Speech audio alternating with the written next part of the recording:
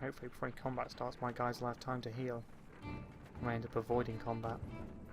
Ugh. At a small split in the trail, a few fighters stop to speak with you. Each carrying a single pack. We recognise this place, one man says. Spent several years here with some kin. If they're still around, we have to warn them of what's coming. With luck, we'll find you again in less than a week.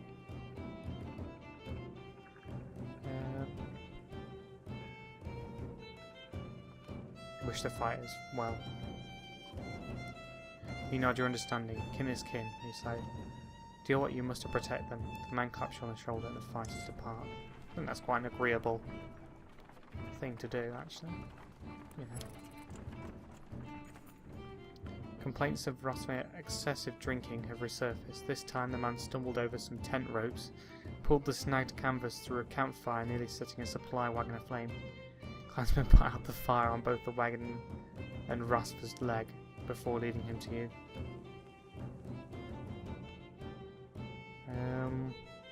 I don't want to ban him from his drink completely.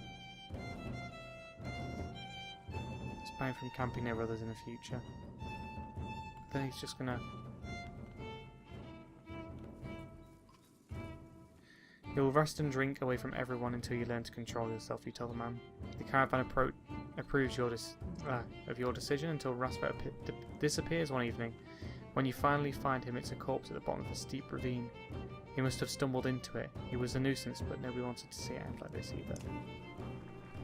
It's quite unfortunate, but someone's going to drink that heavily and fucking fall into a ravine. There's not much you can do about it, is there? Not our fault.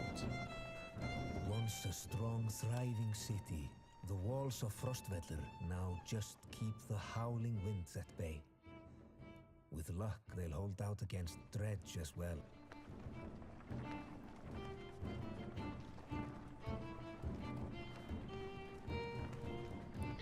Looks like I'm going to need to rest as soon as I'm here. Try and get the morale back up. You jostle through fallow crowds of sunken faces who appear as though they've been freezing in front of Frostvellir for days. The gates are closed. You come to a stop at the bottom of the hill. This is not looking good. Why are there so many people in the fields? You can't stay outside in the open like this. Udlif finds you amongst the many refugees. Rook, I just talked to some of the women here. Nobody's being let into the city. Why? Just seems like a weird idea. It's overrun with Val from Greyhorn, people from Beatra, all the nearby villages. The Dredge are everywhere. And the chieftain Frostvellir has locked himself in the Great Hall. That's when they close the gates. When the Dredge come, these hills will turn red. We have to get in there. We're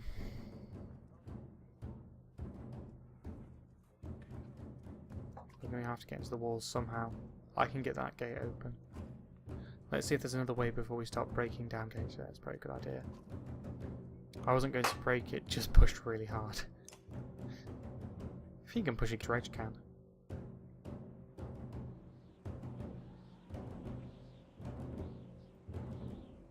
The market.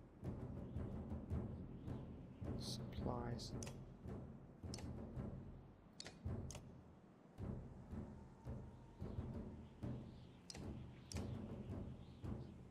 Yeah, that puts us up a good amount extra.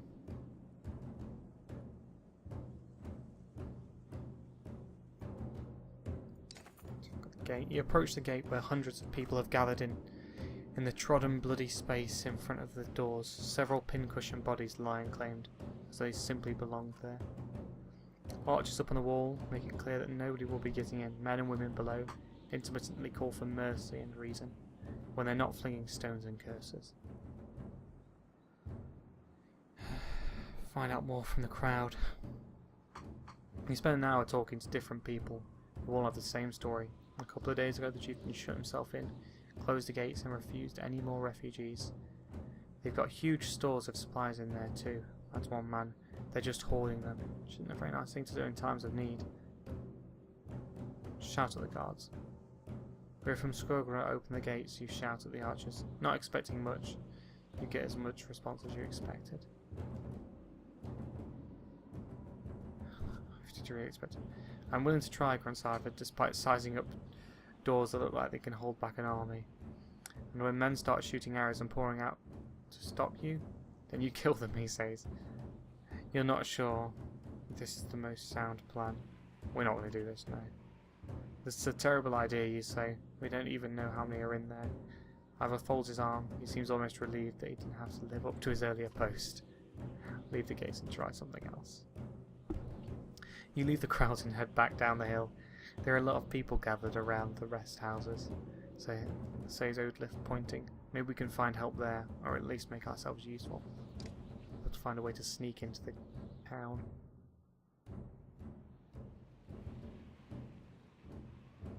Rest. You spend a whole day at the rest houses. Everyone gives you the same story. The chieftain shut himself in his great hall and closed the gates. There are a lot of wounded people here. Add to let, we could help them. The rest houses overflowing with refugees, the sick and the wounded, and noise. Tend to the wounded. I had to know that I spent the day along with the others in your caravan treating wounds, most of which came from the archers at the gates. I overheard from one woman that the city has been sending carts with food around, Odlif tells you. Could be a way in, Ivor replies. Next time they send a cart, we bring it back in, Odlif protests. Aside from leading to a fight, it would probably mean no more food for the refugees. We'll wait and confront them. Keep your sword down until we need it, you tell Ivor. We'll make a deal unless they're looking for a fight. Early the next day you spot another cart leaving the gates of the city. After they've thrown their scraps, the refugees you approach. Stop, my friend, we wanted to talk with you. Which is a fair thing. It's not what I wanted. Think I can guess why. If we knew there were more fighters and Varl out here, Ekil might have brought you in the city. Who's Ekil?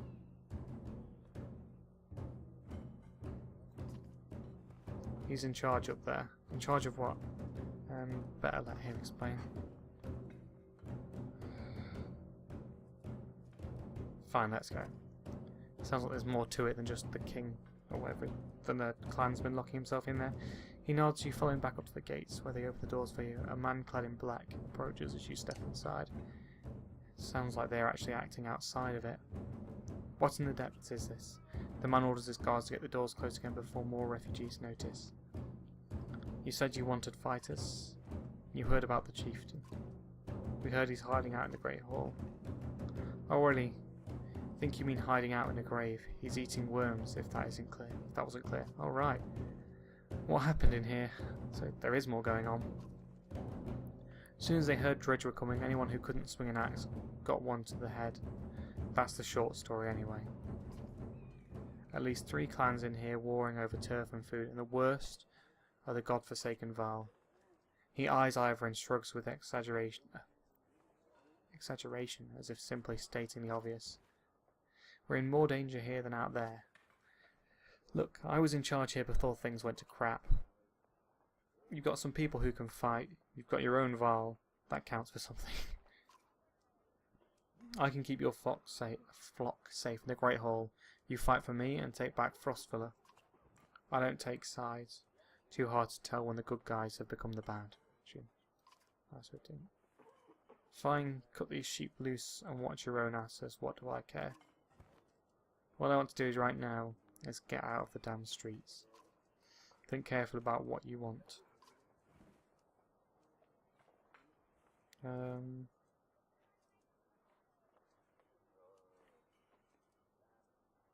We'll fend for ourselves in Frostvilla. You can feel Ekil sizing you up on the spot, his hand hovering near his axe. He snorts through his nose, changing his mind. Good luck then. Hope we don't meet again fighting for the same scraps. With the gates closed, Ekil and his men disappear down dark alleyways. Hope we know what we're doing. Making it up as we go, Ivor.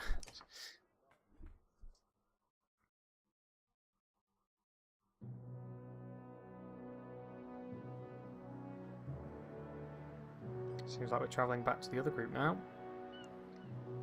We didn't get very far at all.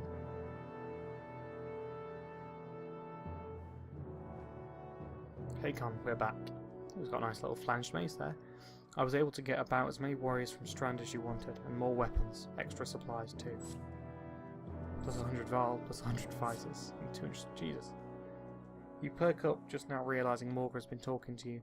Since Vogner died, everyone has been looking to you to make the decisions. It's exhausting. Hakon? I heard you. I was saying the Val we sent to Strand have returned. The governor gave us most of what we wanted. Good enough. Much resistance from the governor. Some, I don't think he was happy about us buying fighters using his own money. He also insisted we take on a lackey of his to watch over his property, a man named Eric. Eric, I met him. He seemed competent enough. Regardless, the governor will have to get over it unless he wants Dredge calling through his streets. We've put down every slag that has wandered through here while you were gone. Enough flapping of mouths then. You're sure that wound has healed, Ludin? I agree, enough has already gone wrong. If something happens to the prince on a mission of peace, the alliance would rot.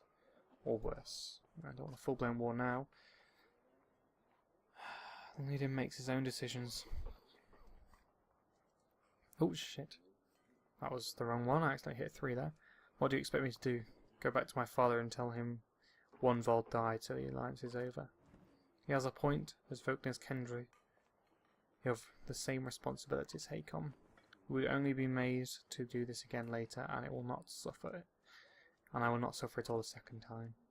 Either take us through the Wandering Road or do your job and slaughter some Dredge. Ludin turns abruptly with a scowl. He stamps back to his ring of tents and followers. Wandering Road's not an option with this many. I could crush that boy's skull with one hand. If Ludin won't be deterred, you'll have to deal with it. Don't let Ludin get to you. Let's go. I'm sick of looking at this dump. What do I tell the warriors, Hakon?